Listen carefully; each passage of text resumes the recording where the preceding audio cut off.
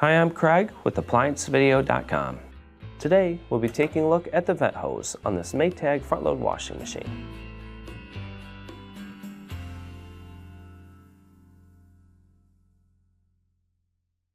Stop. Before beginning any repair, always be sure to disconnect the power to the appliance. It is also recommended to test the outlet for the proper voltage. Remember to also turn off the water. The main reason why you'd be replacing your vent hose is if your vent hose itself is cracked and causing a foam or soap to leak from the top. Now, click on the link below to view this repair video. ApplianceVideo.com guides you step by step, giving you the confidence to avoid recalls and callbacks, also saving time on repairs. Whether you're up against an uncommon repair or the latest appliance on the market, our videos have been created with you in mind.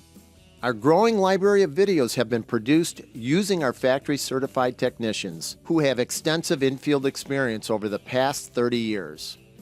ApplianceVideo.com provides high-quality repair videos that anyone can follow, regardless of their skill level. We are here to help.